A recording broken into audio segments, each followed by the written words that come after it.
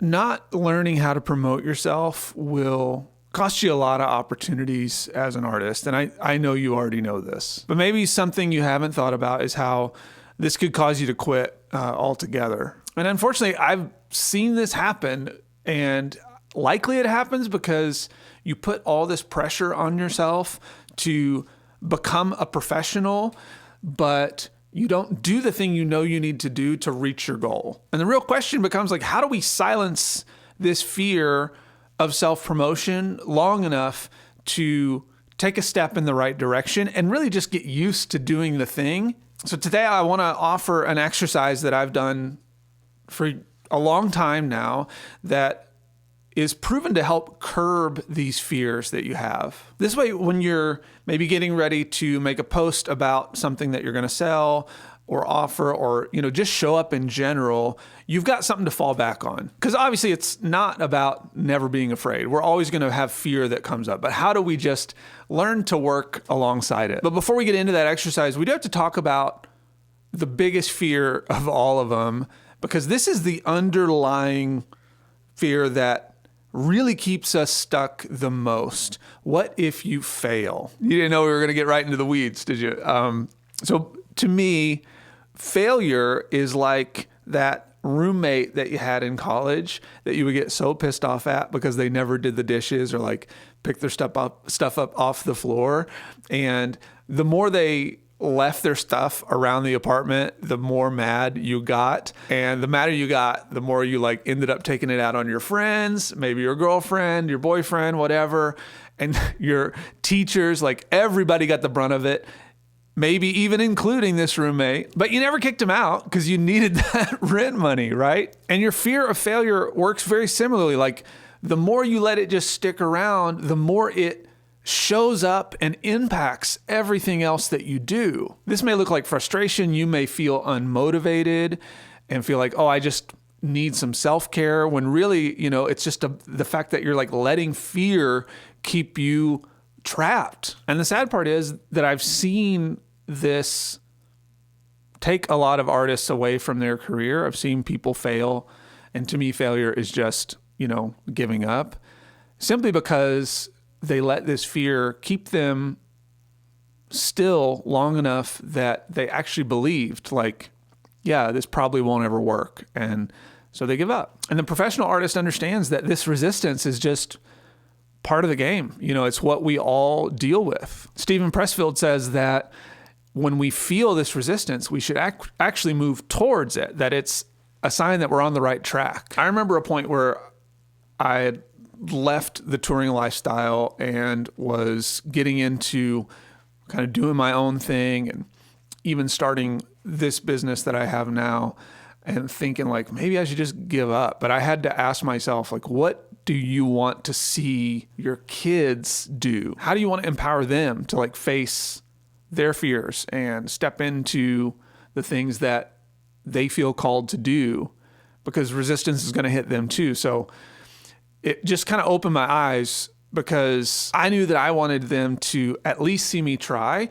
And even if I don't reach the level of success that the world deems as successful, at least I would have shown them how to find their own version of success in my own journey. So I'm sure for you, there's been times when you've tried to learn something, but it didn't go as planned, but you likely did it anyway. And that's because failure is not something going not as planned, right? Like that's just something going not as planned is just like part of the process. It doesn't necessarily mean you suck at something. Sometimes it does mean you suck at something.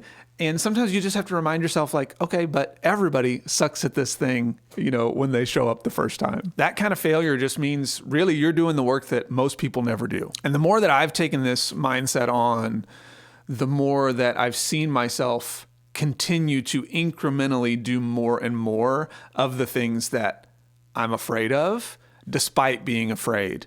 And that just creates this evidence that says like, I'm capable of doing it, and my success continues to grow. My success, like the way I see it, not like success the way the world sees it. And we do this inside my community as well. And I see artists do things like selling more of their work because they're not afraid of like the value that they offer.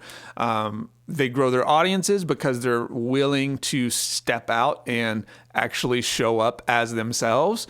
And they become more confident in the relationships that they have.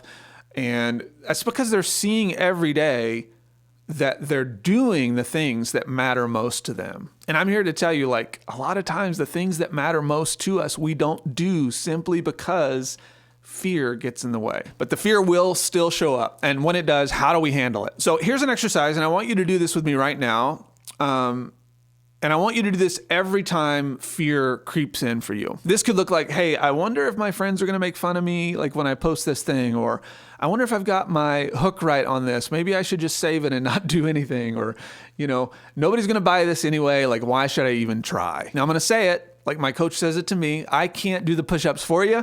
So I hope that you'll actually do this exercise with me, because getting information and doing nothing with it is like burying $20 and hoping it grows a freaking money tree. So if you're worried about someone walking in the room, that's okay. Like, find a quiet spot, because the last thing I want you to do is to look back at this a year from now and be like, oh, I'm exactly where I was because I'm not taking any more action. Now, I learned this exercise from different coaches that I've worked with.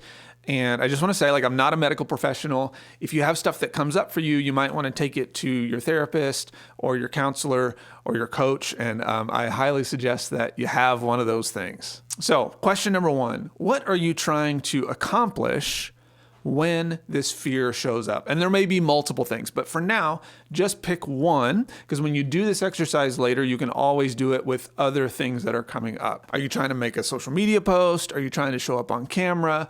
Are you offering your art to your followers? Like, whatever it is, write it down. Now, for some of you, you may not see it right away. You may have to close your eyes and just kind of picture it. And once it comes to you, whatever the first thing is, write that one down. So now I want you to close your eyes if you haven't already. And I want you to ask yourself, what am I afraid of when I show up to do this thing? Are you afraid somebody might deny you? Are you afraid that you'll look dumb? Are you afraid that people will make fun of you? Once you find it, open your eyes, write it down. Now close your eyes again, and I want you to ask yourself, what does it mean if that happens to you? If you look dumb, does that mean that you're not good at what you do, or that you're not a professional? If you show up on camera and someone trolls you, like, will that mean that you are dumb, that you're not capable of doing this thing? If you offer your art and someone denies it, rather than it meaning they're just not ready for it, it might feel like it means that you're not actually an artist. So once you find that thing, that meaning, I want you to write that down as well. When you write that last one down, I want you to write it down as a belief statement. So for instance, when I show up online and someone makes fun of me, it means that I'm dumb, right?